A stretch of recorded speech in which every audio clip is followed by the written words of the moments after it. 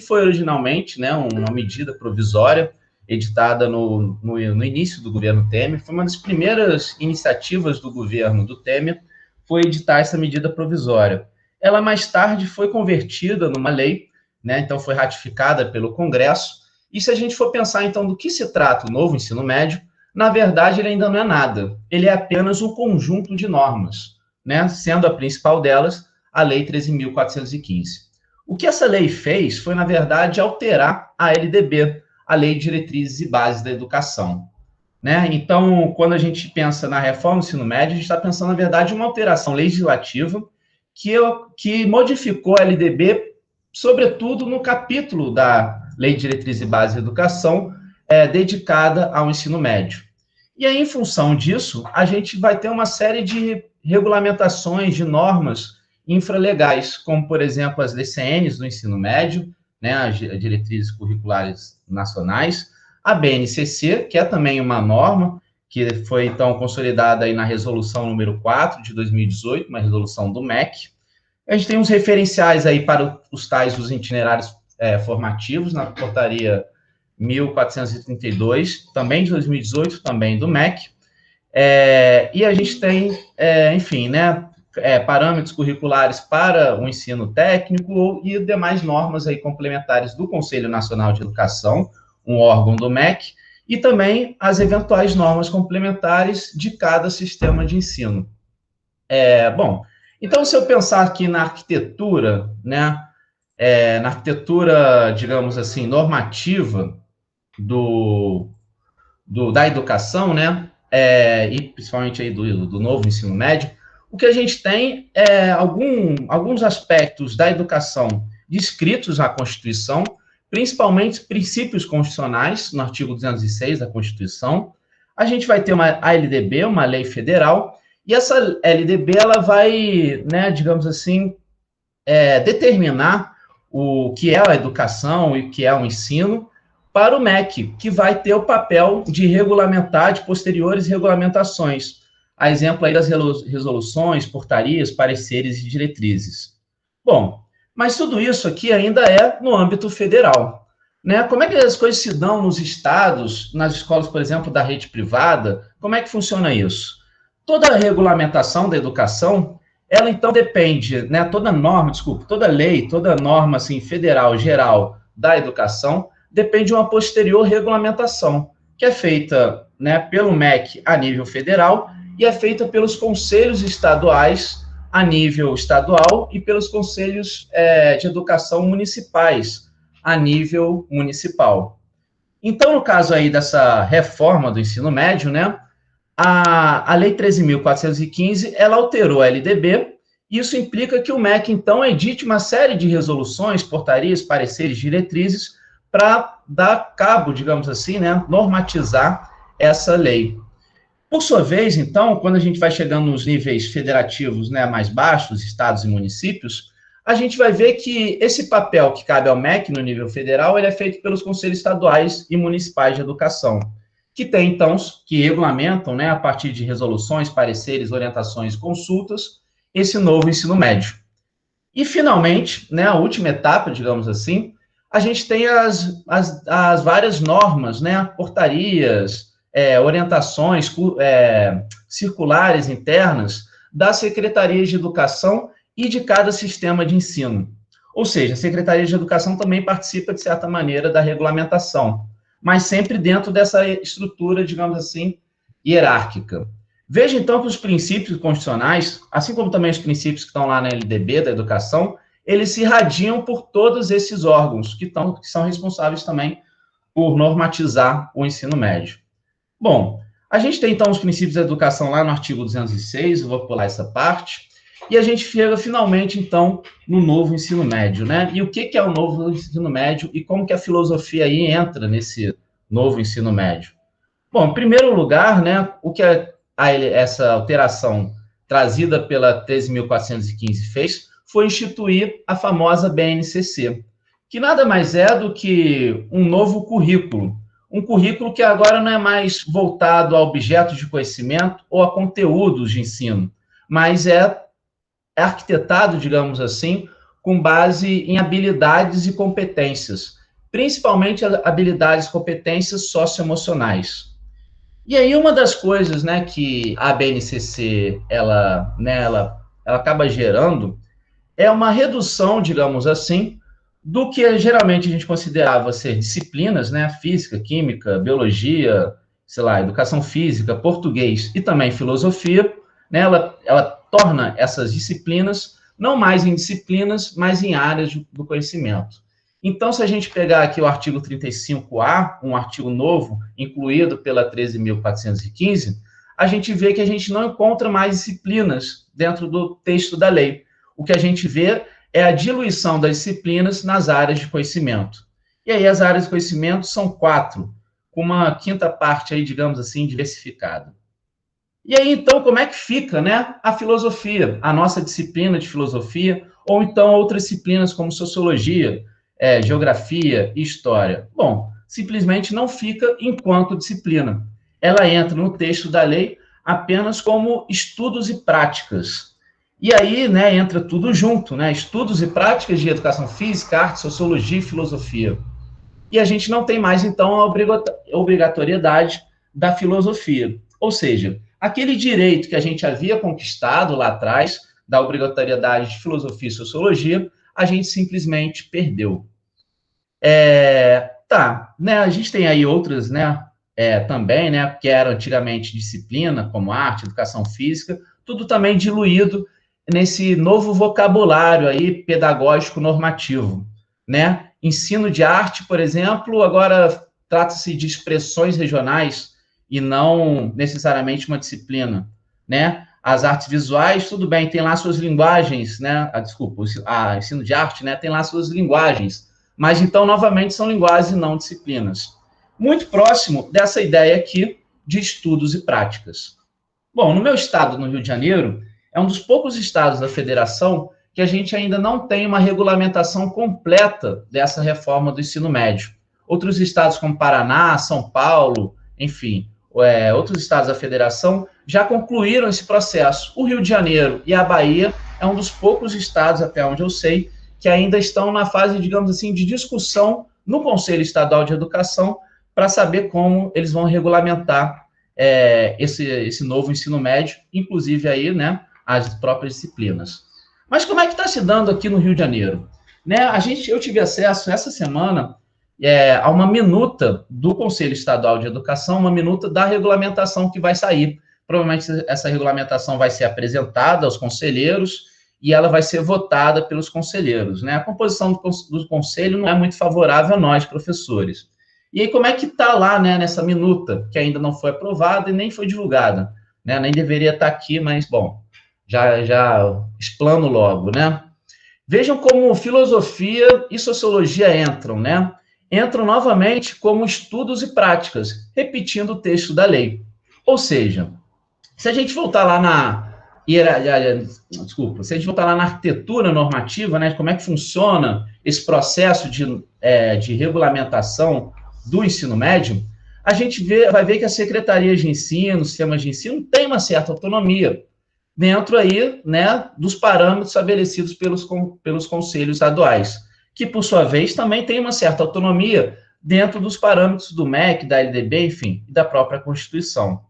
Então, o Conselho Estadual, se a gente pegar lá, fazer uma análise da lei, no caso da LDB, o Conselho Estadual de Educação, ele pode, por exemplo, falar em áreas do conhecimento e, mesmo assim, estabelecer determinadas disciplinas. Ou seja, ele poderia, se quisesse, preservar a disciplina de filosofia no currículo. Mas o que ele faz não é isso, né? Ele reafirma que filosofia e sociologia, assim como outras disciplinas, são estudos e práticas. E aí a gente tem, né, um problema muito sério, que esses estudos e práticas são facilmente diluídos, por sua vez, né, uma vez já diluídos lá em área de conhecimento, são ainda mais diluíveis nos itinerários formativos. E a gente tem 5 itinerários formativos, né, como a gente já sabe. Lá no artigo 36, né, uma inovação também trazida pela Lei 13.415, lá no artigo 36 da LDB, a gente tem 5 áreas de formação. 1, 2, 3, 4, né, que são aquelas correspondentes as áreas do atual Enem, ciências humanas, sociais aplicadas, por exemplo, ciência da natureza e das tecnologias, etc. E a gente tem uma quinta área, a formação técnica e profissional. E a gente tem uma sexta área, que não é muito bem falada, que não é falada, né? Não é dita, não é divulgada, mas é uma sexta área, que seria aí esse itinerário formativo integrado, que poderia combinar mais de um itinerário. Veja que isso é uma faculdade que a lei dá, né? A critério do sistema de ensino poderá existir, então, esse itinerário. Por isso que ele não está aqui nessa parte do texto, tá? Um parágrafo, né? O terceiro parágrafo. E veja, aqui o que eu quero chamar a atenção é que esses itinerários formativos, né, bem como lá a organização das áreas do conhecimento, eles dependem, de certa maneira, da regulamentação desses órgãos, o do Conselho Estadual de Educação, do MEC e também da Secretaria de Ensino, porque dependem fundamentalmente da organização feita por cada sistema de ensino. Veja o que diz aqui o parágrafo 1º desse artigo. A organização das áreas de que trata o caput, né, esses itinerários formativos das áreas lá de conhecimento, e das respectivas competências e habilidades, será feita de acordo com critérios estabelecidos em cada sistema de ensino. Ou seja, cada sistema de ensino tem uma certa autonomia para organizar os itinerários formativos e as áreas de conhecimento, ou seja, também as disciplinas. E o que é um sistema de ensino? Cada rede estadual, no caso a minha aqui, a Secretaria de Estado de Educação do Rio de Janeiro, cada rede estadual é um sistema de ensino. Cada rede particular também é um sistema de ensino. Então, se eu tenho uma escola, né, que forma uma rede, uma escola privada dentro de uma rede de escolas privadas, isso também é um sistema de ensino. E caberá, então, a cada sistema de ensino desse, né, organizar da melhor maneira que achar que deve, esses itinerários e também aquelas áreas de conhecimento. Ou seja, né? Finalizando, Matheus. Tá, obrigado. Ou seja, né, se a gente for analisar bem, né, o que a gente tem é uma diluição de todas as disciplinas da maneira que cada escola achar que vai, né, que deve. E aí, como é que fica a filosofia? Bom, fica a reboque, então, das vontades, não só dos governos, dos conselhos, mas também de cada sistema de ensino. Mas aí, nesse caso, então, cabe a gente, né, lembrar que existe uma certa, que a lei, apesar de amarrar, né, a disciplina de filosofia a essa diluição, confere uma certa autonomia. Cabe a isso que é uma portaria do MEC, cabe às redes e às escolas definirem, por exemplo, o tipo de organização curricular, os itinerários formativos, as sequências e eixos estruturantes, né, do ensino. E aí a gente pode, então, né, se a gente se apegar, então, a essa perspectiva de que há uma certa autonomia que a lei confere como uma faculdade, não uma obrigação, então cabe, então, a nós, né, que queremos preservar a disciplina de filosofia, né, levantar, então, a resistência. Fazer uso dos princípios constitucionais da educação, entre eles, por exemplo, a liberdade de ensino e de divulgação científica, e conhecer essa legislação como uma forma de se armar contra a própria legislação. Eu não quero saber de BNCC, a BNCC não me contempla, muito menos como professor de filosofia. Então, é preciso dizer não à reforma e à BNCC. Mas, para isso, eu preciso conhecer essa legislação, porque há ali, naqueles princípios constitucionais, mas também nas legislações infraconstitucionais, há uma certa autonomia que a gestão democrática da escola pode fazer uso. Então, nada impede de uma escola pública, por exemplo, ativar o seu conselho escolar, ler a lei e fazer uso dela, exigindo da sua rede, né, que é afiliada, uma certa liberdade para organizar o seu currículo. Então, se a Secretaria Estadual de Educação do Rio de Janeiro inventar que não haverá mais filosofia no primeiro e no segundo ano, porque só vai haver no terceiro ano, e porque primeiro e segundo ano vai ter uma tal disciplina de projeto de vida, nada impede da escola pegar esse tempo de projeto de vida e colocar lá a disciplina de filosofia, ou então a disciplina de sociologia, ou então a disciplina que achar melhor. Ou seja, a proposta aqui, então, é de desobediência civil, o que não é nenhum modo, assim, né, algo tipo ir contra a lei ou fazer a revolução. A proposta é muito menos ousada, né? A desobediência passa pelo conhecimento da norma para justamente se contrapor à norma. E aí, encerro aqui dizendo, então, que é preciso agora a gente começar a se organizar, nós professores, e acompanhar todo esse processo para se preparar para os próximos anos, até mesmo como forma da gente propor uma nova legislação, uma nova reforma, capaz de, digamos assim, consertar essa atual deforma, porque isso, né, não é uma reforma positiva, mas pelo contrário, algo que certamente vai precarizar o ensino, precarizar a educação e precarizar a nossa profissão docente. É isso, pessoal. Muito obrigado. Muito obrigado pela sua participação, Matheus Ramos, né? Agora eu passo a palavra à senhorita Maiara Iuca, né, da UFSC. Bom. Boa tarde, pessoal. Eu vou tentar colocar um slide aqui, compartilhar com vocês. Vocês estão vendo?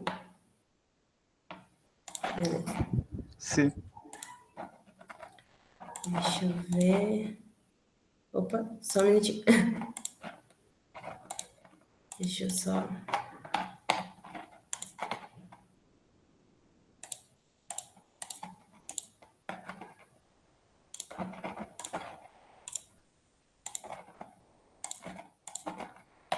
Aí.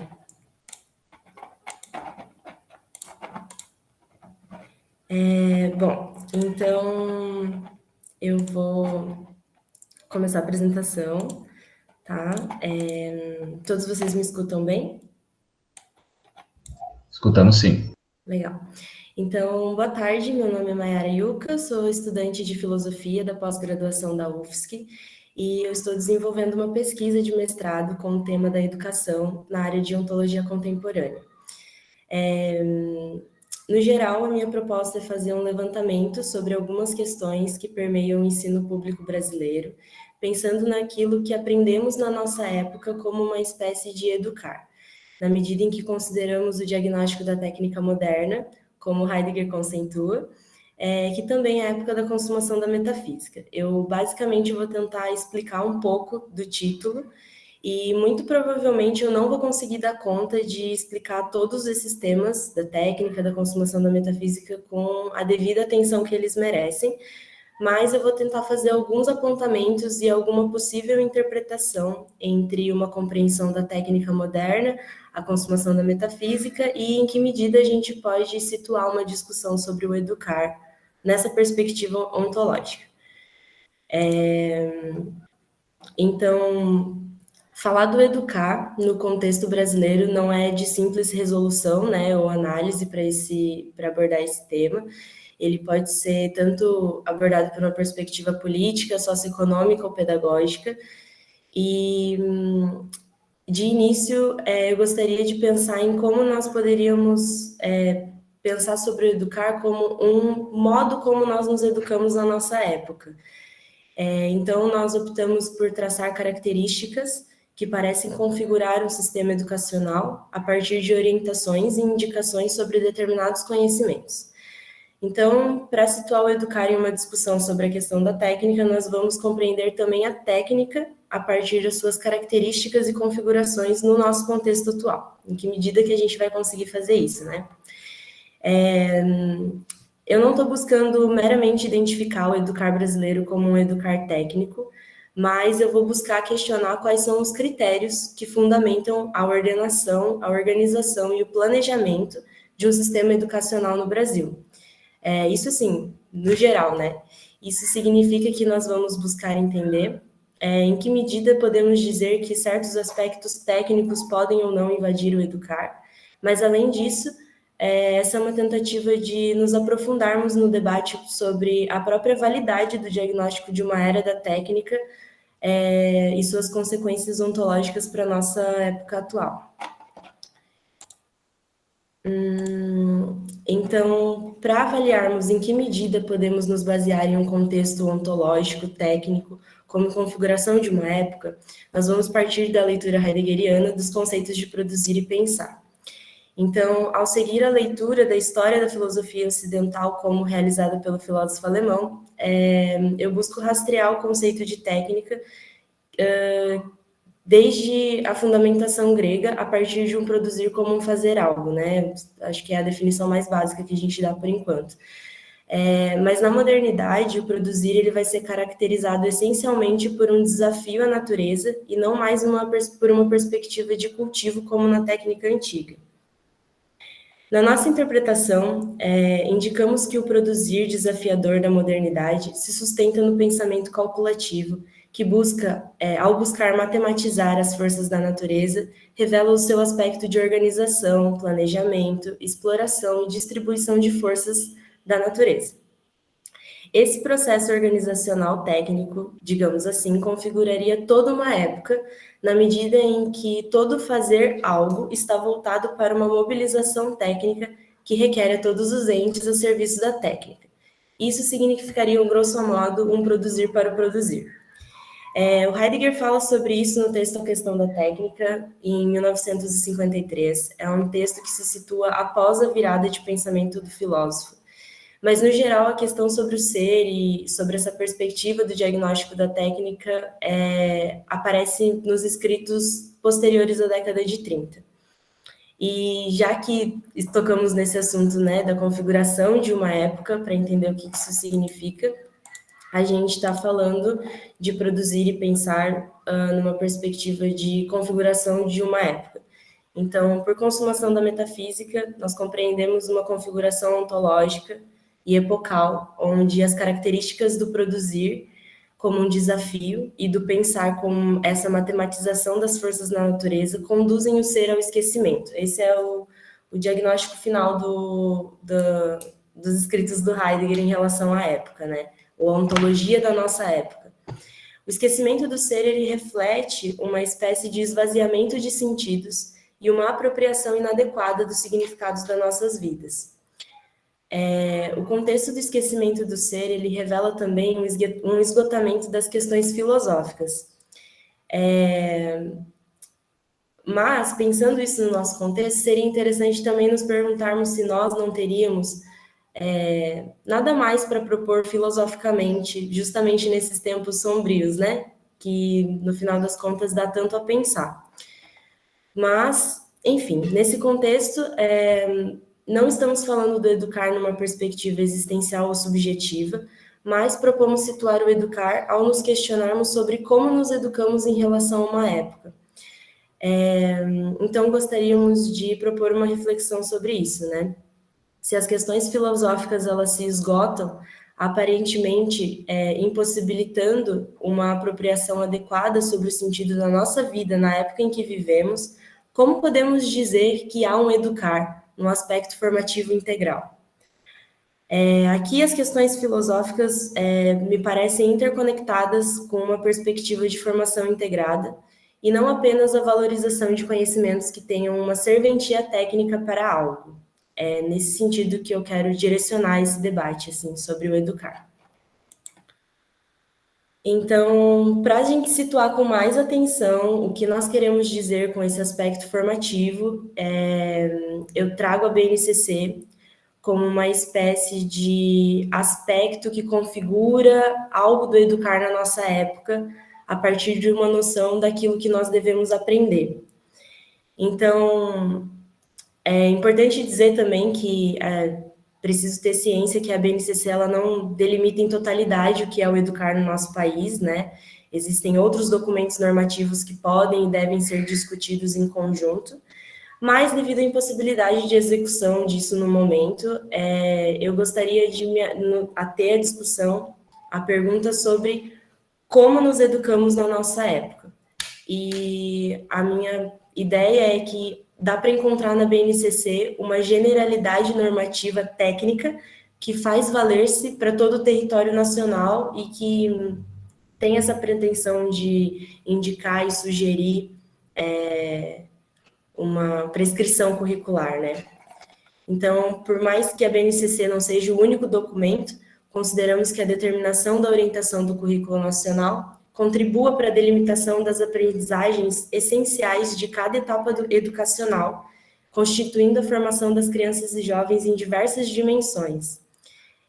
E que as consequências da aplicação de suas respectivas normas definem-se como, isso eu cito a BNCC, né, definem-se como a mobilização de conhecimentos, habilidades, atitudes e valores que compõem a resolução de demandas complexas da vida cotidiana. Então, toda uma diversidade de dimensões da vida parecem ser determinadas por aspectos técnicos que são estabelecidos por meio de meios e fins para a educação no que diz respeito ao modo como nos educamos nesse momento histórico. Portanto, esse documento se faz relevante para colocarmos algumas questões, né? Então, primeiramente, eu gostaria de colocar a questão sobre as escolhas curriculares que são escolhidas sobre o modo como nos educamos na nossa época.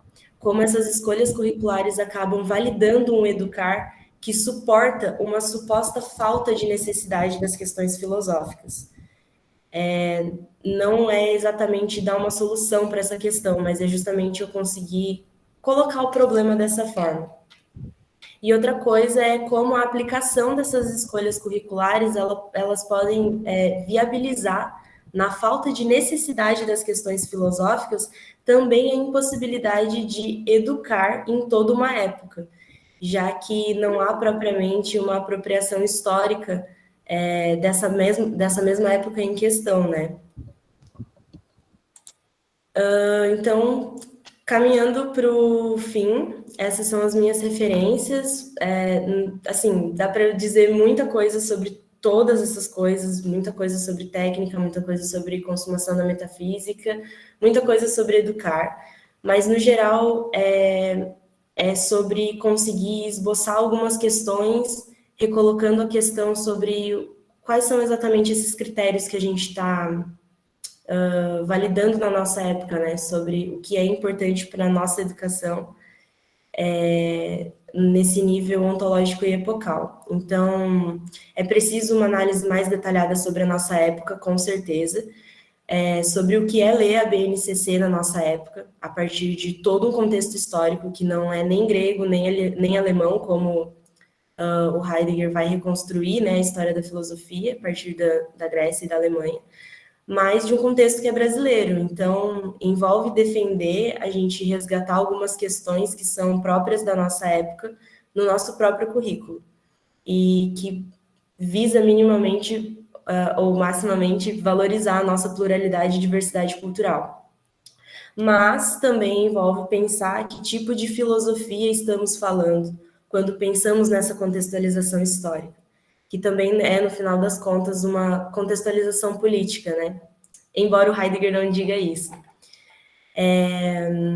Também não é uma tentativa de resolver a questão do ser, ou a questão do problema do ser no Heidegger, mas é uma tentativa de, a partir de uma leitura histórica da própria filosofia ocidental, conseguir indicar a necessidade de recolocarmos a questão sobre o que realmente precisamos aprender, ou o que realmente é relevante para nós aprendermos em nossa época, enquanto cidadãos brasileiros.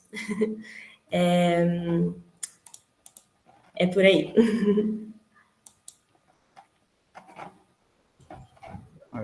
Muito boa a sua apresentação, Iuka.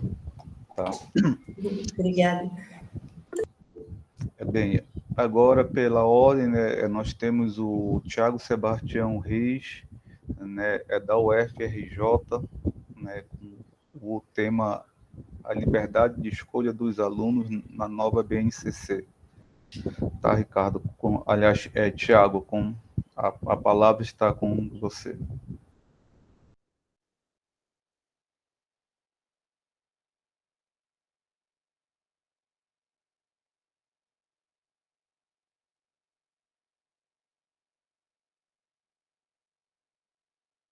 Professor Tiago encontra-se ausente.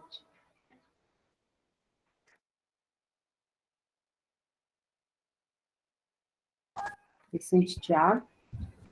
Bem, já que o Tiago não se encontra, vamos passar para o Vicente Tiago. Vicente né? Tiago. Vicente Freire. Sim, eu estou aqui. Vamos lá. O Tiago Sebastião que não se encontra, né? Então, o Vicente Tiago, a palavra está com você. Só um instante que houve um problema aqui, a minha conexão no computador caiu. Eu vou entrar aqui agora para colocar o meu slide novamente, mas muito obrigado pela deferência, pela oportunidade. Só está aqui reconectando. Que agora vai.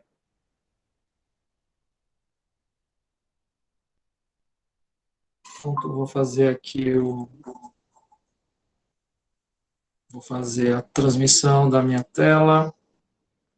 Um instante.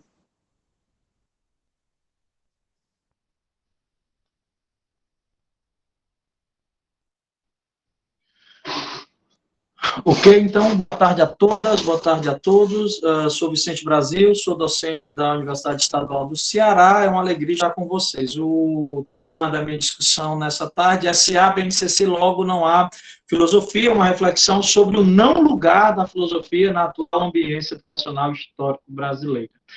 Eu inicio com uma citação daquilo que é o norte geral da BNCC. A filosofia compõe a formação básica geral do ensino médio, dessa forma, não é nem um conteúdo interdisciplinar, muito menos apenas uma referência. O ensino de filosofia é obrigatório no ensino médio, em todos os itinerários. Essa é a afirmação confirmada, inclusive, na DCN do ensino médio de 2018, um documento recente. A formação por competências, todavia, tem uma perspectiva própria. Cito a BNCC, página 8. Competência é definida como mobilização de conhecimentos, conceitos, procedimentos, habilidades como práticas cognitivas socioemocionais, atitudes e valores para resolver demandas complexas da vida cotidiana no pleno exercício da cidadania e do mundo do trabalho. Ou seja, a palavra da vez, ou as expressões da vez do nosso ensino médio é competência e habilidade, como se isso fosse maravilhoso, e é repetida a esmo para que seja simplesmente naturalizado e não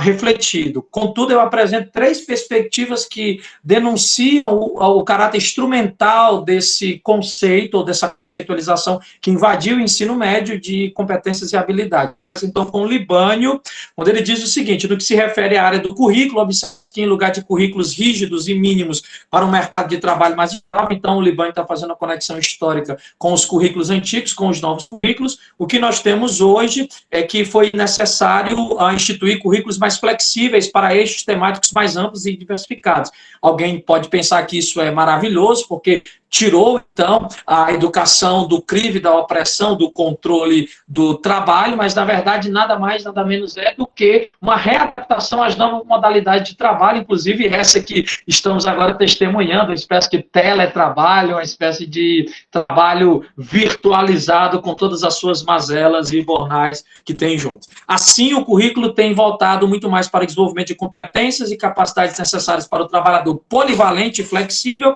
acarretando a maior individualização dos sujeitos na responsabilização, ou seja, competência e habilidade nada mais é do que uma estratégia do capital neoliberal, do Estado, de culpabilizar os indivíduos pelo fracasso daquilo que o Estado não consegue dar a eles, que é o mínimo. Por exemplo, hoje em dia, gás de cozinha, alimentação, trabalho, dignidade. Cito agora Saviani também, numa forte e contundente crítica à pedagogia da competência e habilidade, quando ele diz o seguinte: em suma, a pedagogia das competências apresenta-se uma outra face da pedagogia do aprender a aprender, cujo objetivo é dotar o indivíduo de comportamentos flexíveis que lhe permitam ajustar-se às condições de uma sociedade próprias à sobrevivência, que não estão garantidas. Sua satisfação deixou de ser o compromisso coletivo, ficando sob a sua responsabilidade, a responsabilidade dos próprios sujeitos, que, segundo a raiz etimológica da palavra, se encontram subjugados à mão invisível do mercado. Ou seja, é uma leitura, nesse caso do Saviani, de pedagogia crítica, que tenta demonstrar a natureza instrumentalizadora da educação no século XXI. Deve-se ainda ficar bastante explícito que no esforço de transmutar conteúdos de disciplinas específicas em competência e habilidade, primado assim por uma abordagem intertransdisciplinar da BNCC, produz uma certa confusão, para não dizer uma pasteurização, com relação aos conteúdos de tal modo que a abordagem e discussão dos mesmos fica intermediada entre várias áreas do conhecimento. Os meus colegas sobre isso. Não existe mais ensino de filosofia. Só há ciências humanas. E isso porque a BNCC preconiza e se constituiu o novo ensino médio, como o colega da SEDUC do Rio de Janeiro falou, ainda nem existe como tal, mas já nos inferniza o elemento teórico. Eu vou saltar o professor Galo para tentar demonstrar quais são as repercussões diretas que haveria da BNCC e das repercussões para o ensino de filosofia. Em primeiro lugar, em breve, será posta em xeque a própria existência das licenciaturas específicas, no caso de ciências humanas, licenciatura específica de história, de filosofia e de sociologia. Você não precisará mais do professor de filosofia, você precisa de generalista, como era bem antigamente, lá na década de 80, final dos anos 90 também ainda, os estudos sociais. Então, vai voltar essa formação, inclusive com a formação generalista oferecida nas licenciaturas. E aí nós vamos ter, evidentemente, uma crise num processo de efeito dominó, porque é isso que está afetando a educação básica, vai afetar o ensino superior, vai afetar concurso público, vai afetar a criação de novos cursos, afetar a demanda por mais vagas. Isso é inevitável. Por quê? Porque não é necessário professor de filosofia, nem de sociologia, nem de história, nem de geografia. Basta um generalista em ciências humanas que saiba trabalhar o empreendedorismo, inclusive, recentemente, divulgar esmo na mídia paga pelo governo com publicidade para tentar dizer que ensinar um roteiro de vida para fazer alguém empreendedor é o que a educação tem que fazer agora. Esses seriam os bons professores, aqueles que ensinam empreendedorismo. O segundo elemento, ou 1.1, na verdade, levantar-se a proposta, que é o efeito imediato, de uma licenciatura generalista, ou seja, já é difícil aprender 2.500 anos de filosofia ocidental, sem falar da filosofia afrodiaspórica, da filosofia brasileira, que a gente discutia antes de começar a sala.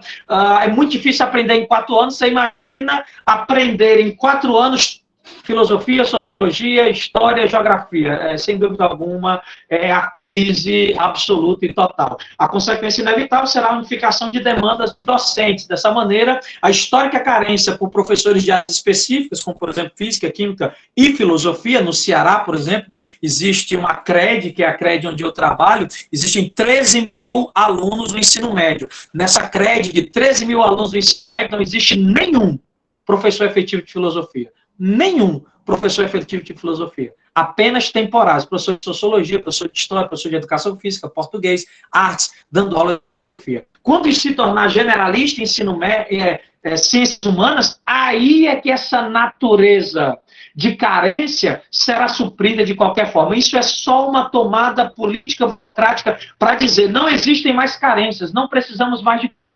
As vagas estão todas contempladas. Essa é a imoral, a absurda estratégia colocada por fim, não menos perversa, tal política a longo prazo produzirá um impacto direto na criação de novos cursos de áreas específicas do conhecimento. É o que eu apresentei. Uma segunda área de impacto imediato será a produção de material didático, como bem apresenta o próprio Ministério da Educação, PNDL 2021. Quem acompanha o PNDL sabe o absurdo que nós estamos testemunhando. Então, você vai ter o livro do estudante, que será em 4 volumes, o manual do professor, material digital, sendo que há esse tamanho médio, 200 páginas para o aluno, 300 para o professor, 5 a 10 minutos de vídeo feito. A alteração de uma abordagem de conteúdo, de um debate de competência e habilidade, não é o mínimo curricular. Antes, amplia ao infinito a possibilidade do conteúdo. Assim, aquilo que parece um princípio excelente de liberdade torna-se um amplo campo de fragilização conteudística, no qual todo o campo das ciências humanas pode ser discutido sobre o olhar apenas de uma área, ou seja, o historiador formado em história, que dará aula em ciências humanas, ele vai dar um olhar do historiador sobre filosofia. O filósofo formado em filosofia vai ter que dar o seu olhar sobre geografia. Porque essa é a demanda que a BNCC, junto com o novo ensino médio, impõe à realidade vigente. Galo fez uma análise interessantíssima sobre essa guinada dos conteúdos para competências e habilidades. Cito Galo. Ao ensinar filosofia, tomando como objetivo o desenvolvimento de certas competências e habilidades específicas, como leitura, articulação, contextualização, corremos o risco de desfilosofar, lendo aqui o termo do autor, com o perdão do nazismo, a aula de filosofia pela perda de conteúdo específico. Por outro lado, ensinar a filosofia, tomando como objetivos a transmissão da história da filosofia, corremos o risco, mas, por agora, centrados no conteúdo, temos o desenvolvimento da experiência filosófica como prática do pensamento. Ou seja, nem história da filosofia, nem pasteurização da filosofia, nem história da filosofia apenas para o aluno do ensino médio, nem dizer que mundo de Sofia é filosofia. É o indivíduo que quer ensinar filosofia com o mundo de Sofia, né? É que o professor que passa interestelar e quer ensinar física quântica, dizer que aqui é física quântica, por favor, né? Respeitemos a física e também a filosofia. 3, corre o risco ainda de uma abordagem completamente enviesada, ou mesmo limitante de todas as competências e habilidades propostas. Um exemplo básico seria estabelecer um curso básico de política neoliberal. O conteúdo dessas perspectivas políticas fosse devidamente adaptado para tratar daquilo que a BNCC se propõe, ou seja, só competência e habilidade. Então, você chama um astrólogo que mora nos Estados Unidos e aí toma ele como referência para um curso de filosofia e se torna aquilo que vai acontecer no cotidiano da realidade das pessoas. Isso, de fato, é o risco que nós corremos. A suposta liberdade do itinerário do aluno nada mais é do que uma falácia para guiar esse aluno ao não conhecimento, à não possibilidade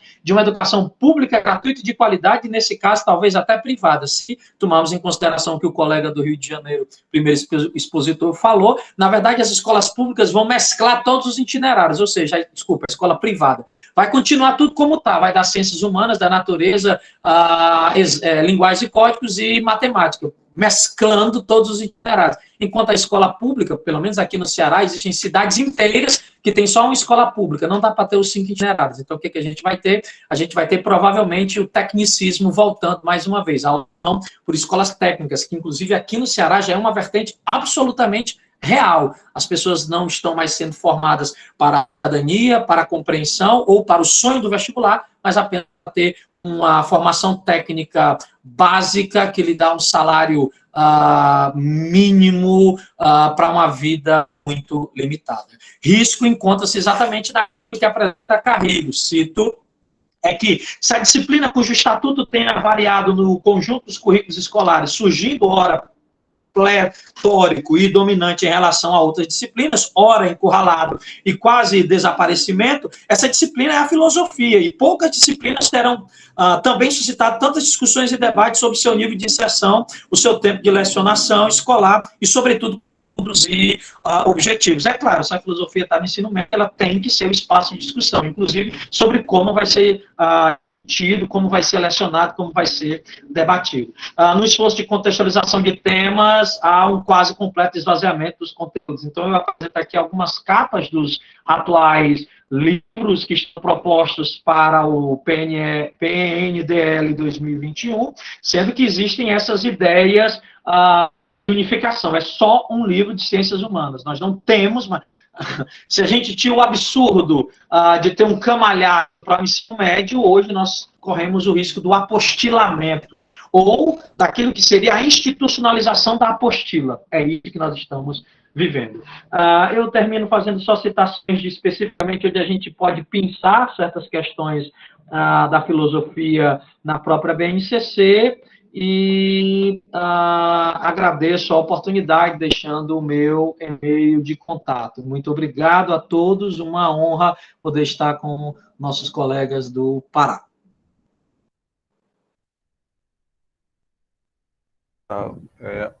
A honra é nossa, né, de ter uma exposição tão boa quanto a sua.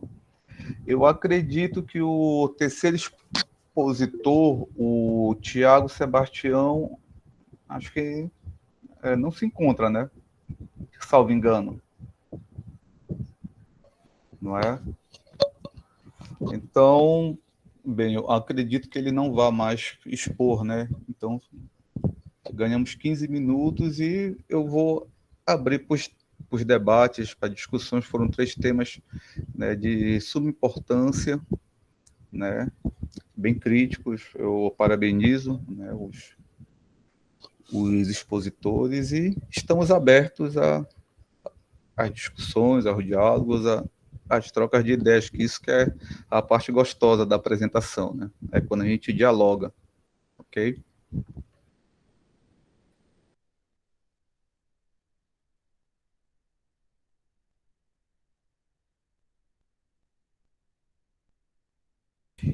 Pode falar, Matheus.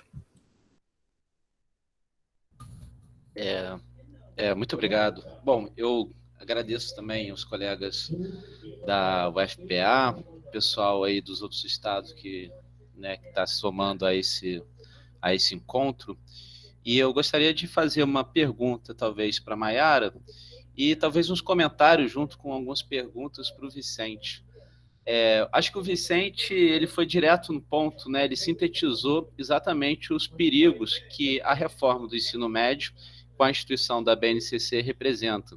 E é exatamente isso, né? Uma solução gerencial de gestão para resolver o problema das carências, ao mesmo tempo que acaba implicando numa certa redução dos conteúdos do conhecimento humano, entre eles a filosofia, para um certo tipo de ensino tecnicista, aquele de décadas atrás que agora volta com tudo. E aí, Vicente, acho que você falou assim, não sei como é que está nos outros estados, mas aqui no Ceará tem municípios que só tem uma escola com um itinerário formativo ensino técnico. Aqui no Rio de Janeiro ainda está pendente a regulamentação, mas essa minuta aí que a gente teve acesso, ela deixa bem claro que as escolas terão que ofertar pelo menos 2 itinerários formativos. Só que um deles, obrigatoriamente, vai ter que ser o itinerário formativo de ensino técnico, né? Ou seja, há uma clara deliberação, uma escolha política, né, por esse tipo de ensino técnico. E aí eu fico pensando, nossa, né, bizarro, porque agora a gente saiu do currículo. E aí me parece que é exatamente isso, né? E aí a minha pergunta para você, no caso, como é que esse novo ensino médio, né, com a BNCC e tal, a gente já sabe que está em vigor, mas no estado do Ceará já começou-se a fazer esses itinerários, já tem disciplina, já tem uma grade, digamos assim, desenhada, que os professores já estão cumprindo. E aí eu acho que, assim, queria corroborar com a sua fala, essa etapa final aí do que você falou, de que o problema disso tudo, não só esse problema, mas um dos mais graves é o aumento dessa desigualdade entre a escola pública e a escola privada. Enquanto a escola privada, principalmente as mais caras, nem todas elas, né, mas as mais caras vão continuar podendo ofertar todas as disciplinas, né, vão dar um jeitinho, né, dentro da legislação. Enquanto a rede pública vai acabar sofrendo aí na mão dessa regulamentação que vai acabar amarrando a gente. Então, a minha pergunta é, como é que está essa implementação aí no Ceará e quais são as formas aí de resistência? Se os professores estão cientes, se há algum movimento talvez sindical, extra-sindical, enfim.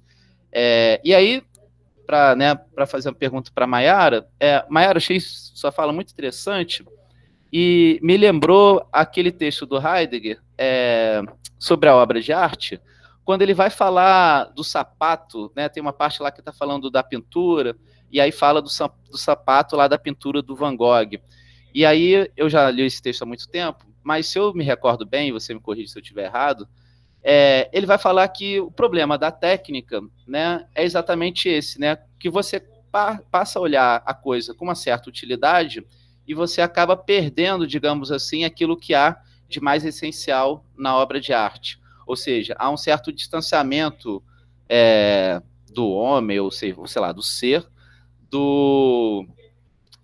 daquilo que é mais essencial da obra de arte. Como se fosse uma dessencialização ou então o encobrimento do ser. E aí minha pergunta então naquilo que você expôs, então, é isso mesmo? Há um certo afastamento? Ou justamente por ser símbolo da nossa época, é isso que há e é isso aí? Como é que você enxerga isso? Obrigado, gente. Muito obrigado aí pelas apresentações. Por favor, Maiara, você responde primeiro e depois eu respondo. Tá, pode ser. Obrigada pela pergunta, Matheus. Acho que também não queria esquecer de agradecer a organização do evento, né? Agora vamos lá. Como é que eu posso sintetizar essa resposta para ti? Eu acho que chegar nessa discussão sobre a arte é o caminho pelo qual as coisas vão caminhar dentro da filosofia do Heidegger, né? É bem isso que tu disse, assim. É um encobrimento de ser, faz parte disso, de um encobrimento da verdade. E de alguma forma simboliza, assim, uma espécie de distanciamento das questões, será que a gente poderia dizer assim, de questões artísticas? Mas a resposta não é tão simples assim, né? Porque a arte, ela vem na questão da técnica como uma espécie de salvação, mas eu também não tenho a pretensão de dar uma resposta tão simples assim para o educar, sabe? Como se a gente pudesse identificar as coisas de uma forma tão simples, sabe? No interior da teoria do Heidegger. Eu acho que eu gosto de ver a questão da técnica como um diagnóstico de plano de fundo para a gente pensar a nossa época e para a gente pensar questões e domínios da nossa vida, né, que são pertinentes à nossa existência neste momento que estamos vivendo. E eu acho que a perspectiva da arte, ela me levaria para uma outra discussão, assim, sabe? Para colocar daí em que medidas eu poderia situar o educar em referência a arte como uma relação de salvação à técnica, nesse sentido. Mas não é isso que eu pretendo fazer. Então, até não sei se eu consigo contemplar a tua pergunta, entende? Mas é isso que eu posso dizer. Tá ótimo, muito obrigado. Bem, Matheus, agradeço as perguntas. Aqui no Ceará, a coisa ela é engendrada de um modo muito, como posso dizer, sórdido, né? Nós temos um laboratório estadual de realizações de processos educacionais, que é a cidade de Sobral. E aí tem toda uma questão política, né? Sobral é o berço político dos Ferreira Gomes, do Ciro Gomes, do irmão dele, Cid Gomes, do apadrinhado político dele, Camilo Santana, que está no governo. Então, eles estão no poder em Sobral pelo menos há 20, 25 anos. E eles desenvolveram lá um verdadeiro laboratório educacional para fazer os processos e os treinos e os empreendimentos. Tudo começou lá. Então, um dos elementos que começa em Sobral e depois se espalha para o Estado. O que começou lá, especificamente, a rede municipal, evidentemente, foi o tempo integral. Sobre essa ideia de tempo integral, que é claro, tem toda uma série de benefícios sociais para o jovem, eles implementaram o técnico como justificativa do integral. Então, a ideia é simples, só estuda integral quem faz o técnico. Então, o técnico veio a reboque do integral. É evidente que seria possível fazer escola de tempo integral sem o técnico.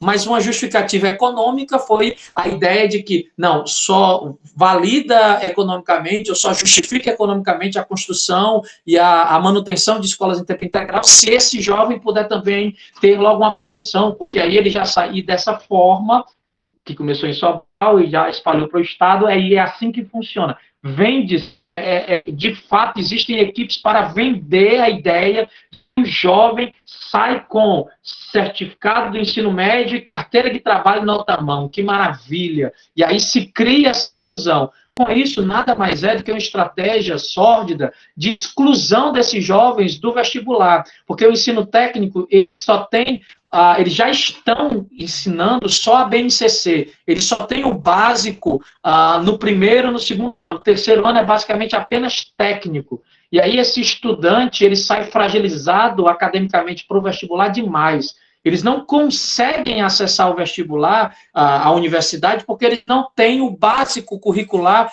no vestibular, o Enem então muito menos. As formas de resistência são as escolas que os professores conseguiram implementar de tempo integral, não técnicas. Então, são as escolas de tempo integral sem ensino técnico. Aí lá são verdadeiros espaços onde há teatro, há arte, xadrez, esporte, dança, cálculo, aulas de laboratório, porque são as áreas do conhecimento afuniladas naquilo que o aluno quer. Então, dessa forma, se consegue aprofundar. Então, eles têm muito mais aulas de filosofia, eles têm muito mais aulas de matemática, eles têm muito mais possibilidades de acesso de conhecimento. Mas é evidente que as escolas de tempo integral, que não são ensino técnico, são muito menores, elas são muito mais raras. Mas são as formas que a gente conseguiu aqui no Ceará, na educação básica, resistir a esse processo. Legal. Isso que ainda, né, a gente tem que fazer uma distinção também entre escola de tempo integral e ensino integral, né? Aumentar a carga horária não necessariamente equivale a oferecer o ensino integral. Pessoal, o Antônio Pegado levantou a mão, acho que ele tem uma pergunta para um dos 3 expositores. Boa tarde a todos. Meu nome é Antônio, eu sou estudante de filosofia pela UFMA e eu queria fazer uma pergunta para os três. Uma pergunta aberta, melhor dizendo, uma pergunta que qualquer um de vocês pode responder, como também podem não responder. Todos os 3 falaram bastante sobre a questão da técnica, mais voltado para o BNCC, mas ainda assim falando da técnica. E aí o Matheus agora há pouco falou da questão da arte em Heidegger, e só para contextualizar a pergunta, o Gadamer, no Verdade e Método, ele traz justamente a arte como a forma de conhecimento paradigmática, que de certa forma quebra um pouco com a racionalidade científica, que tende a reduzir o conhecimento a somente aquilo que diz respeito à ciência, ou somente aquilo que diz respeito a uma certa pragmaticidade. Existe verdade na arte, existe verdade na história, existe verdade na linguagem, e a verdade ela é algo muito mais fundamental para seres no mundo como nós, muito mais essencial do que algo que você, de certa forma, domina, uma técnica, um apanhado de, digamos assim, de conhecimentos que você tem e que você faz uso. Sabendo disso, né, eu queria perguntar, né, apesar de eu estudar a área e apesar de eu ter uma noção do que poderia ser a resposta, uma possível resposta para essa pergunta, ainda assim eu tenho curiosidade de saber o que vocês pensam. Já que foi falado muito sobre técnica, de certa forma, indiretamente sobre ciência, sobre neoliberalismo, enfim, sobre mercado de trabalho, sobre tudo isso, eu queria saber o que seria exatamente essa técnica e se ela é algo oposta ou não à filosofia. Trazendo mais para o panorama contemporâneo, nós temos uma filosofia que ela se diz analítica e que, de certa forma, ela utiliza métodos, ela utiliza técnicas e ela utiliza uma filosofia meio que, claro, é variada a filosofia analítica, mas ela se direciona à resolução de problemas também, resolução de problemas práticos filosóficos. E ela usa técnicas e métodos. Então eu queria saber até que ponto a filosofia ela é oposta à técnica, ou ela é algo diferente, e se ela é algo diferente, o que é a filosofia? E ao mesmo tempo, o que é a técnica que tanto merece crítica e que é um foco das críticas que se vê nessa atual BNCC? Espero que tenha ficado claro. Bom, tá? Deixe-me responder tão rapidamente para passar a palavra aos meus colegas. Eu acredito que o problema é aquilo que você está definindo como técnica, né? E acredito que a Mayara Yuka deixou bem claro que aquilo que nós estamos falando sobre técnica aqui é aquilo que talvez o pessoal da teoria crítica aborda, entendendo como instrumentalização do saber, como o elemento que está contra o verdadeiro processo de humanização do indivíduo. Nesse ponto, eu poderia dizer que a filosofia analítica ela não utiliza técnica. Essa técnica, não.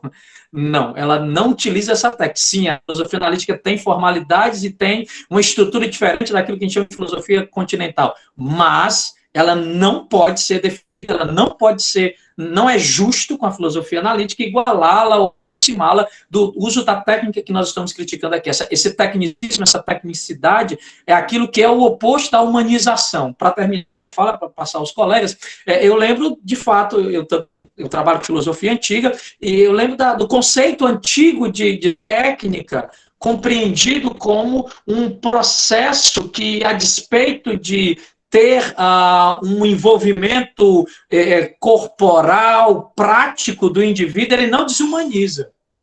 Ele não é uma simples empereia, ele não é uma simples... Ele não seria a diferença, e aí eu estou lembrando do Gorgias, do Platão, seria a diferença entre cosmética e medicina.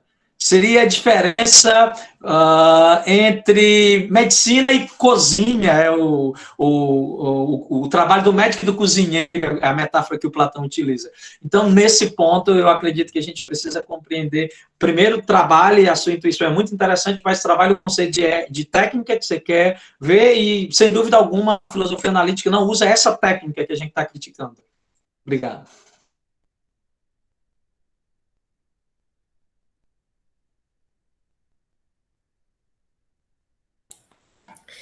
Eu acho que eu posso falar um pouco mais sobre isso. É uma parte que é bem importante, assim.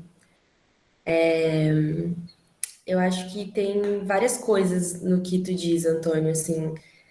Acho que não dá para identificar a filosofia como técnica ou não técnica. Eu acho que a técnica, ela desvela várias coisas da realidade, mas ela também oculta várias coisas da realidade, né? Ela tem essa dupla função. Por isso que existe um certo cuidado ao falar de tecnologia junto com técnica para o Heidegger, mas algum tipo de avanço tecnológico que a gente vê hoje é muito por esse descobrimento de matematizar as forças da natureza e tudo mais. Tipo, isso produz um certo tipo de avanço tecnológico, mas isso também oculta diversas outras coisas da nossa experiência de vida na Terra, vamos dizer assim, né? Então, eu acho que a diferença também está no modo como nós produzimos, mas no modo como nós mesmos somos requeridos pela técnica. Porque na técnica do Heidegger, a técnica não está nas nossas mãos. Nós também somos requeridos pela técnica. Então, é claro que isso implica numa certa coloca a gente numa certa posição de correspondência e subsistência em relação a essa técnica, né? Mas isso vai fazer sentido para entender a técnica como aquilo que domina os mais diversos espaços e transforma tudo para si, como uma força passível de cálculo, como um produzir que visa sempre, através desse cálculo, produzir para algo, né? Então, eu acho que é por aí. É isso que eu diria sobre como conceituar um pouco melhor a técnica, né? Que daí isso vai ser no espectro da modernidade, o Heidegger lendo a modernidade, em contraponto à leitura da filosofia antiga, onde a técnica ela vai ter um sentido de cuidado, de cultivo, e não mais de desafio à natureza, né? Então, dentro da análise da história da filosofia ocidental, a gente tem esse contraponto de técnica como um cultivo em relação à natureza e técnica como um desafio em relação a essa mesma natureza, né? E como isso se desdobra numa espécie de configuração do modo como nós vivemos, sem que isso esteja nas nossas mãos, no nosso domínio, né? Nós também somos dominados pela técnica. E eu acho que, só para falar um pouco da questão que tu tinha citado da arte, eu acho que é interessante pensar a arte como perspectiva nesse contexto da técnica, porque a arte é justamente o que a gente poderia dizer que não é técnico, né? Mas daí é toda uma outra discussão também sobre arte junto. Obrigada pela pergunta. Bom, acho que o Vicente e a Mayara já falaram muito bem, e inclusive exatamente o que eu havia pensado em falar, né? Chamando atenção para essa diferença entre técnica e tecnicismo, né? A crítica é o tecnicismo, a esse exagero e essa instrumentalização da técnica como um fim em si mesmo. Então, a técnica, ela é nos útil, né? Ela serve para alguma coisa e ela não deve ser descartada por si só, como nada deve, né? Então, né, considerando isso, às vezes fico pensando que tem um vídeo no YouTube acho que é o Heidegger mesmo, né? Se eu não me engano, um vídeo no YouTube do Heidegger falando sobre a frase do Marx, né? De que os filósofos se limitaram a interpretar o mundo e caberia agora transformá-lo. E se eu me lembro bem, no vídeo o Heidegger chama a atenção que quando Marx fala isso, ele não está desprezando a compreensão do mundo ou desprezando a filosofia em prol de uma praxis revolucionária. Pelo contrário, né? Quando ele diz que cabe agora a gente transformar o mundo, ele está, na verdade, dizendo é preciso, então, feita a compreensão, a gente transformar o mundo. Né? Ou seja, sem compreensão, a gente não sabe nem que mundo a gente quer transformar e para o que transformar. Então, nesse sentido aí, talvez a gente tenha que tomar cuidado para não jogar fora, né, o bebê junto com a água suja. E aí a filosofia tem, né, uma certa técnica, como o Vicente falou, né, certos seus instrumentos, sua toolbox, né, para usar um termo aí da filosofia analítica, que é útil, né, útil a todos, útil para nós, somos professores, né, que somos da área, muito mais, porque a gente usa o tempo inteiro, mas útil também para a formação integral do estudante. E aí, se a gente for lá na lei, na atual LDB, né, tem uma figura lá que aparece, que é do notório saber, de que agora, né, é possível que o professor do ensino médio ele tenha formação específica na área, tenha, por exemplo, licenciatura de filosofia para lecionar filosofia, mas é possível também que a gente tenha professores no ensino básico que não são formados, ganham certa habilitação para lecionar com base no notório saber. Isso é pensado muito mais para o ensino técnico, porque o soldador, por exemplo, que vai ensinar outro soldador, ele não tem uma licenciatura, mas ele pode ter um tipo de saber reconhecido e, enfim, virar professor disso, sem problema nenhum. O problema é que a lei, né, generaliza isso. E aí, quando a gente não tem mais disciplinas garantidas, como filosofia, química, física, vai acontecer o que o Vicente comentou, né? Um professor generalista, por exemplo, professor de biologia, ele vai ser recrutado para dar aula de física, de química. Ou seja, nessa visão, digamos, tecnicista da educação, de uma educação que não é mais agora integral, a gente, na verdade, não tem um esforço em prol da técnica, mas a gente tem um atecnicismo, né? Atecnicismo não, a gente tem um tecnicismo com uma atécnica, porque o professor ele já não vai ser mais técnico dessa área. Pelo contrário, ele é um biólogo especialista em meio ambiente, mas é recrutado para dar aula de física, né, de, sei lá, dinâmica, né, qual a técnica que ele tem para dar aula de física? Nenhuma. Então, na verdade, sobre essa linda palavra de ensino técnico, na verdade, o que há é uma destituição da própria técnica educacional, né, das técnicas pedagógicas de cada área. Então, assim, né, por isso que eu acho que você chama muito bem a atenção para isso, né? É perigoso esse discurso da técnica, e o Gadamer fala muito bem disso, né? E é perigoso justamente por isso, porque ele é utilizado e ele é instrumentalizado, inclusive, para combater, digamos assim, a boa técnica, que nada mais é do que a especialidade científica mesmo. A gente vinha de uma escola, né, há, sei lá, 5 anos atrás, antes da BNCC, a gente tinha uma perspectiva de uma escola cada vez mais científica, com alunos podendo pesquisar, fazer iniciação científica, né? A gente estava indo por esse caminho. E aí, agora, com essas mudanças aí, a introdução da BNCC, a gente está indo pelo caminho contrário, pelo caminho que não preza por essa boa técnica, né? Pelo contrário, ela dilui as disciplinas e, portanto, preza por professores, por formações docentes, inclusive alunos, que não vão ter técnica específica em nada, né? Vão ter um ensino precarizado e, na verdade, vai faltar essa, digamos assim, boa técnica, né? É isso.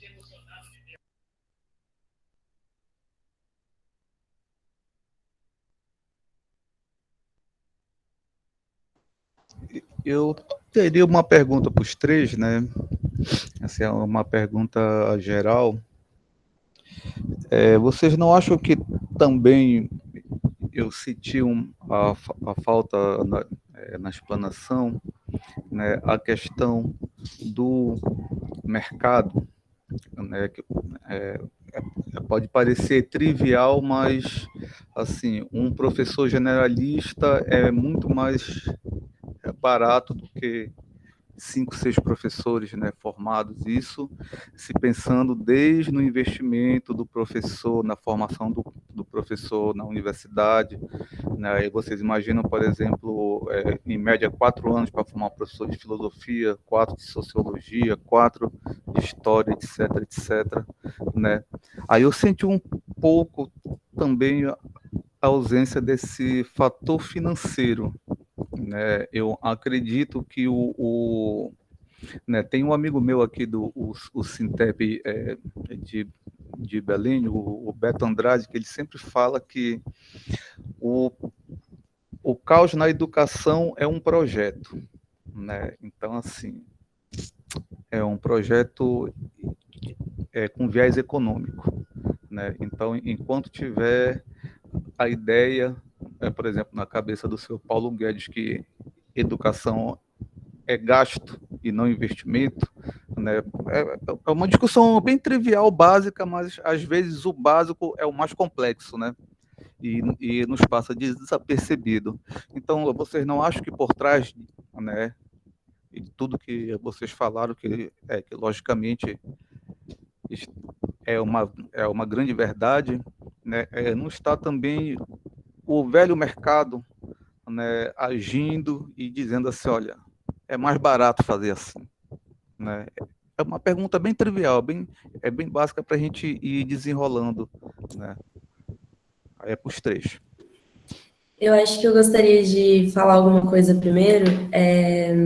Eu acho que, com certeza, pensar, com certeza, as questões econômicas, sociais, nesse sentido, elas vão, para elas irem em paralelo, né, junto com a nossa argumentação em relação a isso, assim. E com certeza eu acredito que o aspecto técnico, como eu tento trazer, ele mostra justamente essa velocidade com a qual a gente está cada vez mais querendo organizar e redistribuir essas forças de uma forma que fique cada vez mais fácil e cada vez mais fácil para a própria técnica, entende? Cada vez mais fácil para que a gente organize, planeje todas essas, como tu mesmo disse, né, como um planejamento de destituição de sentido do próprio educar, da própria formação de professores, as coisas elas ficam todas fragmentadas, né? Eu acho que pelo próprio movimento da técnica, pelo próprio movimento da época, assim, eu diria, sabe? Eu acho interessante ver como um projeto, e eu acho que a ideia de projeto tem exatamente essa conotação de organização, planejamento e redistribuição, exploração e redistribuição de forças, de uma forma que as coisas fiquem cada vez mais técnicas ao longo do tempo e cada vez mais esvaziadas de sentido, assim. Acho que é por aí, sim. Por favor, Matheus, dessa vez falo por último. Não, eu acho, Frank, que a sua impressão, né, a sua intuição, ela é exatamente isso, né? É para ficar mais barato o trabalho do professor, o que não quer dizer que vai ficar mais barato o ensino, pelo contrário, né? Agora foram inventados novos problemas e para esses novos problemas serão inventadas novas soluções, ou então pseudo-soluções, e vão se cobrar por isso, né? Então, a gente já vê aí, não sei como é que está aí no estado de vocês, mas aqui no Rio de Janeiro, por exemplo, existem algumas lojas, como se fossem lojas mesmo, de rua.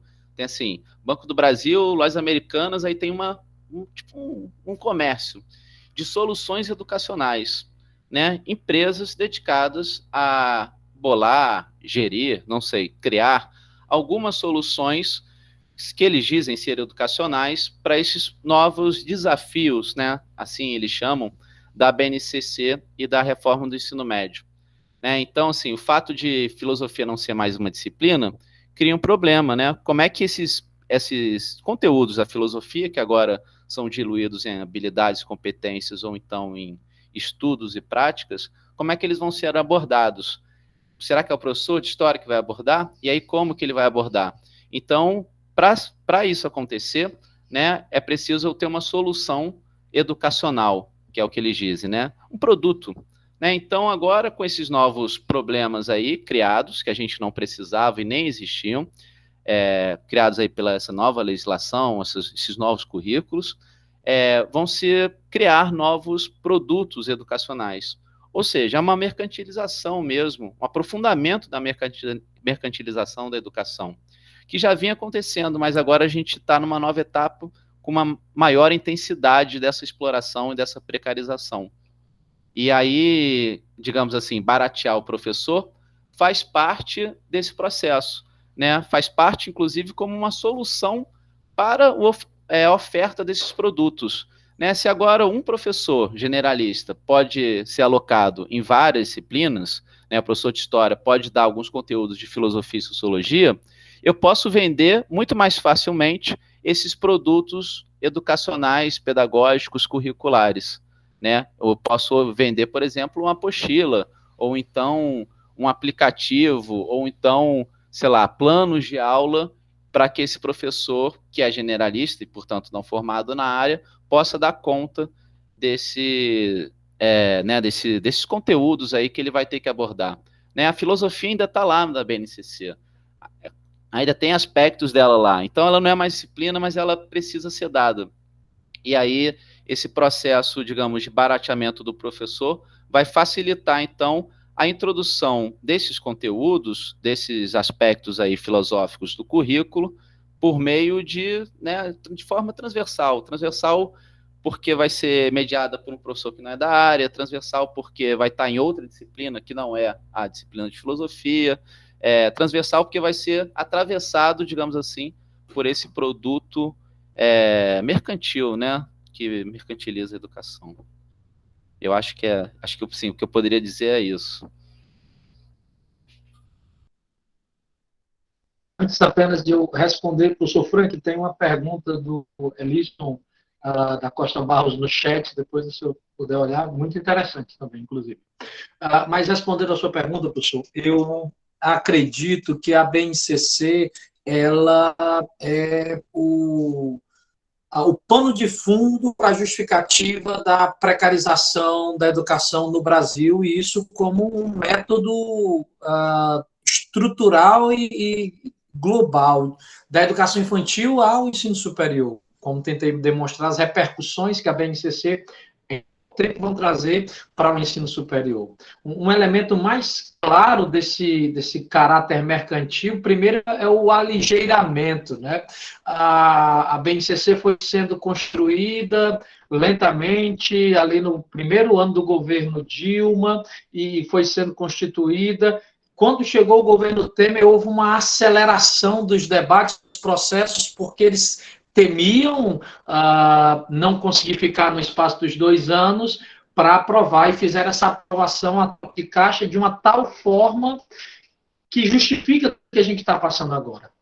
O elemento estrutural que eu penso, no PPG que eu trabalho, que eu dou aula aqui na Estadual do Ceará, eu trabalhei esse último semestre metodologia do ensino superior, e tentei, em certa medida, demonstrar aos meus mestrandos, aos colegas que estavam lá comigo estudando, o caráter precarizado da nossa condição, que sequer uma plataforma EAD nós temos. Nós estamos trabalhando no ensino remoto, e isso é a precarização da precarização. Eu já tenho uma série de críticas à educação à distância, pensando em termos de classe, em termos de coletividade. O ensino à distância, ele ataca de um modo muito forte a questão de concurso, especialmente do jeito que ele está proposto no Brasil. Por exemplo, o docente do ensino à distância na Universidade Aberta do Brasil, na UAB, ele não recebe salário, ele recebe bolsa. Ele não tem vínculo empregatício, ele é precarizado, ele recebe notebook, ele não recebe auxílio energia, ele não recebe auxílio internet. Então, desse modo que está posta a educação à distância no Brasil, ela já é uma precarização da carreira. Mas o que nós estamos testemunhando hoje é o pior dos universos possíveis. Nós estamos vivendo algo que é pior do que o ensino EAD, porque no ensino EAD ainda tem uma plataforma, ainda tem um sistema, nós estamos aqui dando de graça os nossos dados Google há quase 2 anos. O Google enriquecendo de dados a partir das nossas imagens, dos nossos conteúdos, dos nossos áudios, dos nossos slides. O que essa corporação enriqueceu em termos conteudais nos últimos 18 meses é inimaginável. E o que as universidades públicas e privadas fizeram? O que as redes públicas e privadas fizeram? Nada. Nada. Fizeram absolutamente nada. Nós estamos nas nossas casas. Achei interessante a recomendação dos colegas, que é a recomendação que tem que ter. As nossas internet estão tão precarizadas que a recomendação é use celular e notebook, porque se um cair, o outro segura. Mas nós estamos no notebook, no nosso celular, na nossa internet, na nossa energia, que agora não é mais banda vermelha, é banda podre, é bandeira, sei lá o quê, impensável. E o que o Estado faz? Faz nada, ele só quer precarizar. Ele só quer fazer com que não haja quem tenha desejo de trabalhar na educação, de trabalhar em filosofia, que é para cada vez mais justificar a alienação, cada vez mais justificar o tecnicismo, cada vez mais justificar esse modelo de desenvolvimento em massa de pessoas alheadas. Então, isso é a industrialização. Retomando o começo da sua pergunta, professor Frank, é um processo de industrialização pedagógica, na qual você faz agora a segunda licenciatura em 6 meses, parcelando no cartão em 24 vezes. Nós estamos falando, que vai ser isso que vai acontecer. Nós estamos falando de uma formação de 4 anos, uma licenciatura básica, que aí o indivíduo vai poder, em mais 1 ano e meio, ter mais 3 licenciaturas, que supostamente o habilitarão a dar aula, no nosso caso seria de História, Geografia e Sociologia. 4 anos de Filosofia, mais segunda graduação em não sei quantas áreas. Aí agora não, ele pode dar. A gente sabe que isso não é real. Isso é um projeto constituído, formado, elaborado para idiotizar a população, alienar os estudantes e tornar cada vez mais essa ação de fla-flu, né? As universidades são o antro do pecado, da destruição, da mazela social. Só fora da universidade existe vida. E aí esse é o discurso que a gente tem que enfrentar cada vez mais, todos os dias, a partir de jovens, de estudantes, de adultos que chegam na universidade cada vez mais precarizados na sua formação básica.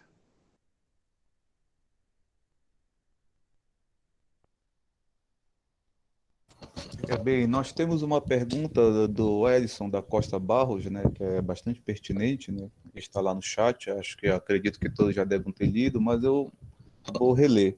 Nessa expressão, né, não lugar, entre aspas, da filosofia parecer nos possibilitar que a filosofia já teve um lugar garantido. Será que é isso mesmo? A filosofia já teve seu lugar garantido no ambiente da educação? É uma pergunta. Bem, se os três me permitirem, né, eu gostaria de iniciar a resposta. Já teve, sim, isso eu posso garantir. Até é histórico a questão da filosofia na educação. Aliás, a educação brasileira começa com os jesuítas, né? Então, a filosofia jesuíta funda, né, a educação brasileira. Então, ela já teve um lugar, sim, né, primordial, inclusive se nós formos pegar a história da educação, o que foi a educação no Brasil. Lembrando, né, que em 1934 a USP é fundada com os ideais franceses, né? Então a filosofia também era forte, né? E a USP foi a primeira universidade pensada para servir de referência, né, ao Brasil. Né? Então, por exemplo, a USP surge com a missão, entre aspas, né, da época, né, de dar um direcionamento, né, e isso tem revés, tem muitos trabalhos, né, muitíssimos trabalhos, né, que apontam isso, mas com a reforma, com as constantes reformas da educação, o modelo francês vai ser substituído, né, pelo modelo norte-americano, né, que não dá, digamos assim, a mesma atenção para as humanidades, não é um modelo de ensino humanístico, né, como a tradição francesa. Inclusive, Foucault trabalha muito isso, né, quando ele vai tratar a questão das disciplinas, ele começa analisando os primeiros modelos de educação, né, o alemão, depois o inglês, depois a Reforma Francesa, né, que teve por base o modelo alemão e o francês, salvo engano. Faz tempo que eu li isso, né? E como esse modelo educacional vai disciplinar, docilizar, né, os corpos, etc. e tal, toda aquela temática do o Foucault, né? Então, só a questão do não lugar já teve sim, né? Agora, se nós formos ver recentemente, é uma luta, né? Como eu não sei se vocês assistiram a palestra inicial do professor Silvio Galo, né? Ele falou disso também, né? Ele disse que a filosofia na década de 60, 70, as lutas, né, foram fundamentais, e na década de 80 foram fundamentais para ela entrar no currículo.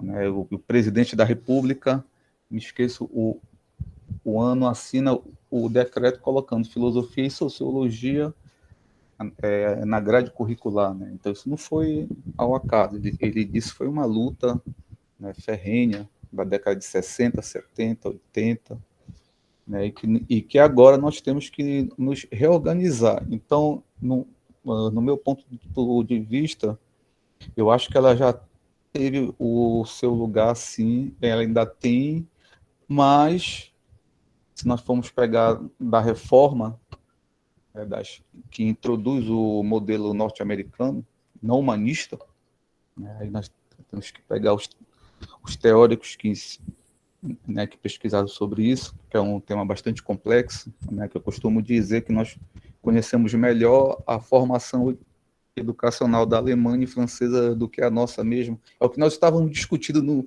no início do chat. Vocês se lembram, né? Quem chegou primeiro, nós estávamos debatendo justamente isso, né? E eu fico com a afirmação do professor Galo, né? Para manter esse lugar, né? É a luta, não tem jeito. Ok? Aí eu passo para os outros.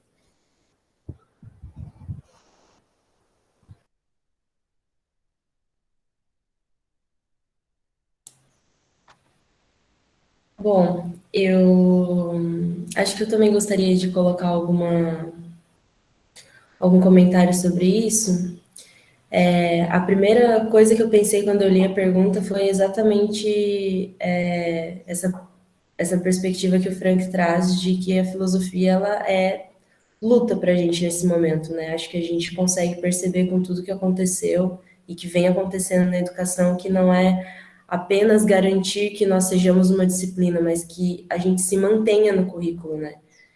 Então, e isso tem a ver não só com como eu estou propondo, uma discussão de época, mas também tem a ver com uma questão de formação de professores, uma formação de mercado de trabalho, uma discussão sobre a própria relação professor-aluno dentro das escolas, né? Envolve diferentes coisas sobre isso, mas também pensar que tipo de filosofia é essa que a gente está querendo garantir o lugar dela na educação, né? É a filosofia clássica? Que tipo de filosofia ou filosofias a gente pode falar? Porque se a gente pensar numa diversidade de filosofias, que não só a filosofia ocidental, então que lugar essas filosofias também tiveram a oportunidade de construir suas narrativas ao longo da nossa história? Pensando também no que o Frank falou de um contexto de educação que vem a partir dos jesuítas, né? Uma filosofia que vem a partir dos jesuítas. Que filosofia é essa? Então, eu acho que um lugar garantido é uma coisa muito distante para a gente, assim. Eu acho que é uma luta constante de nos voltarmos a reivindicar a filosofia como disciplina nas escolas e todas as condições materiais para os professores conseguirem caminharem junto, né, com uma mudança curricular sozinha não basta, né, mas que todos nós possamos caminhar junto nessa, né, a partir desse, enfim, de um currículo que integra a filosofia como disciplina, né. Mas isso é uma luta constante, não tem as nossas comemorações, eu acho que elas são um pouco mais... talvez a gente tenha que esperar um pouco para comemorar, assim, algum tipo de coisa. A filosofia é um espaço de luta constante, assim. É isso.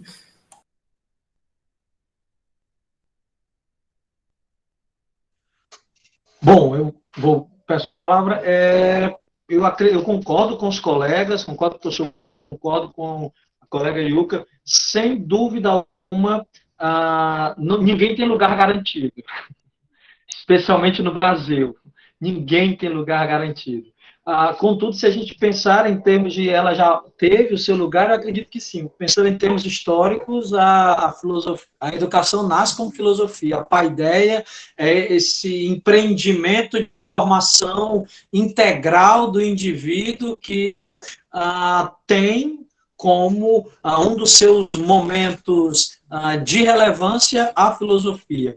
Se nós pensarmos em história, no caso do Brasil, em Constituição do pensamento brasileiro, também nós temos pensadores, filósofos brasileiros agindo e atuando de maneira muito forte no século XVIII, no século XIX e no século XX. O que tivemos foi, pós Segunda Guerra Mundial, com a criação da universidade, ou a consolidação dos grandes centros universitários do Brasil, com todo respeito à USP, uma perspectiva específica de modelo filosófico que se tornou majoritária no Brasil e que, então, veio a se fazer essa discussão, está ou não a filosofia. Só a pergunta se ela teve lugar ou não já implica a existência desse lugar em algum momento. A questão é do reconhecimento ou não.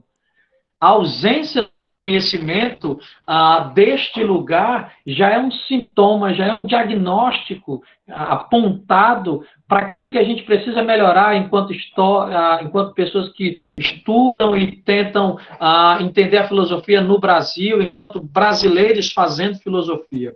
Então, o lugar da filosofia nunca esteve garantido, mas ele já esteve lá, a filosofia já esteve lá, e sim, nós precisamos continuar pensando em termos de fato coletivos, de como fazer com que a filosofia não seja apenas um instrumento para brilhar na placa de uma escola ou para colocar no currículo de um aluno, mas que seja de fato algo que precisa ser contextualizado, vivenciado e respirado pelos alunos da educação básica. A filosofia precisa ser esse ponto de sementes de ideias, de questionamentos, de críticas, que se espalhe por todo o ambiente. Isso tanto na educação básica como também na educação superior. Então, concordo sim, a filosofia teve o seu lugar, a filosofia precisa ter o lugar, mas ele nunca foi dado e nunca será entregue pacificamente a nenhum de nós. Precisa ser, sim, um lugar de luta e de ocupação para cada um de nós. Eu acho que eu, sim, só tenho a complementar nessa parte da resistência, né? Tá na hora, já passou a hora, né? A gente está um pouquinho atrasado, mas nunca é tarde para querer vencer. Tá na hora da gente se organizar e, uma vez organizado, fazer o contra-ataque, né? A gente vai perder, né? A gente sabe disso, porque a gente está analisando aqui as normas, né? As leis, a atual conjuntura, e a gente vai perder.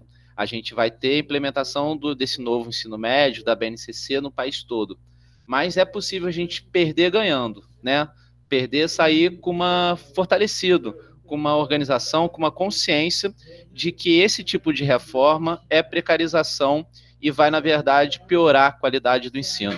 Então, se a gente quer um ensino de qualidade, né, um ensino público, laico, gratuito, acessível a todos, socialmente referenciado, a gente sabe muito bem o que fazer, que é resgatar o caráter específico de cada disciplina e da formação inicial do professor nas suas disciplinas.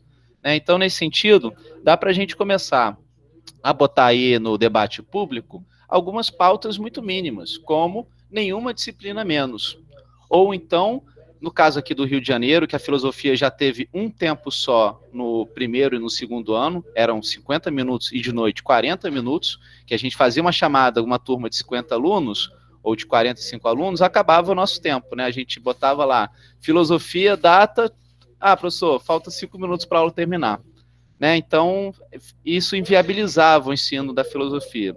Então, a filosofia, ela tem seu lugar se a gente, né, demandá-la. E está na hora, então, da gente retomar aquelas pautas que, inclusive, não são apenas nossas, né? São dos alunos, dos estudantes. Essa reforma do ensino médio, essa MP que o Temer editou, que depois foi convertida na Lei 13.415, ela foi editada logo depois das ocupações estudantis, no contexto das ocupações estudantis, que tiveram em São Paulo, né, tiveram também em Goiás, no Rio, enfim, tiveram em muitos lugares do Brasil. Então, os estudantes, eles estão conscientes, ou estavam, né, porque agora a gente está 2 anos já na pandemia, mas eles, né, eu tenho fé que eles estão conscientes da gravidade que é retirar deles as disciplinas e os seus professores. Então, se a gente começar a colocar no debate público essa questão, a sociedade não só vai nos escutar, mas como virá, né, do nosso lado. Né? Eles sabem o que é uma educação precária que eles sempre tiveram. E eles sabem do ganho que estava havendo, né, na educação que foi interrompido pelo golpe e pelos sucessivos golpes, inclusive os atuais que a gente tem vivido. Então, assim, eu aproveito, né, para convidar a todos, a todas, né, os professores, mas também os estudantes, a formar uma frente nacional contra essa reforma e contra a BNCC. Aqui no Rio, nós, do CEP, do sindicato, a gente tem dialogado com outros sindicatos, a POSP de São Paulo, a PP do Paraná, tem um coletivo de professores de Santa Catarina, Minas Gerais, enfim, a gente está tentando reunir pessoas de diversos estados para ver se a gente consegue lançar algum tipo de articulação nacional, algum tipo de frente nacional que reúna professores de diversas regiões do país para a gente dizer em uníssono não a essa reforma e não a perca, né, do lugar das disciplinas e não a BNCC. Visando tudo isso, né, uma nova lei, uma lei que possa reverter os danos dessa lei. Ou seja, que a próxima lei, que a gente possa, então, emplacar isso nos próximos anos, que a próxima lei não seja essa lei privatista, mercantilizadora, ou então, né, como foi a intuição do Antônio, tecnicista, né, que a gente possa, então, colocar para jogo uma lei que corrija os problemas da atual situação aí que a gente está vivendo. Então, fica aí o convite, aproveita aí, talvez, para pedir o contato de vocês, vou deixar aqui meu contato, se quiserem entrar em contato, a gente está aí para, está tentando, né, organizar essa articulação, e a gente está pensando em fazer uma live, como se fosse uma live ato, né, de lançamento, um manifesto, enfim, esse tipo de coisa que essas frentes fazem, né, para a gente ver se a gente consegue, inclusive, pressionar o parlamento, mas não só, né, abrir esse debate no seio da sociedade.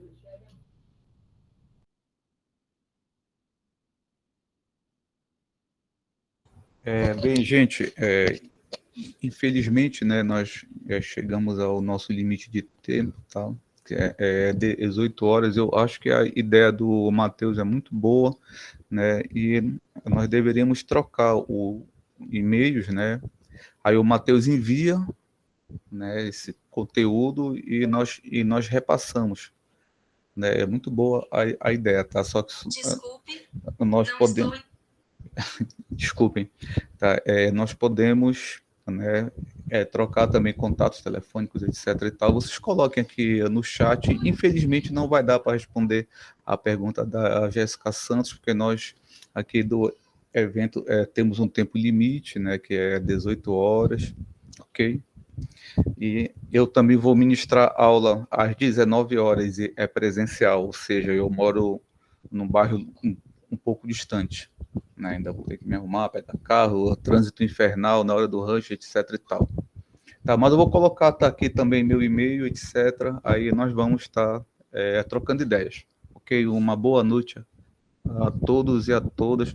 Foi um prazer, excelente, viu? As palestras muito boas, apesar que em 15 minutos não se fala Eu acho que em 15 minutos não se fala muita coisa, mas vocês falaram muito, tá? Meus parabéns, tá, ok? Com vocês, a palavra final com vocês agora, e desde já uma boa noite, né, a todos e a todas. Boa noite a todos, eu só agradeço mais ao UFPA pela realização do evento, obrigado pelo compartilhamento da mesa com a Yuka, com o Matheus, uma honra estar com o senhor, professor Frank. Muito obrigado.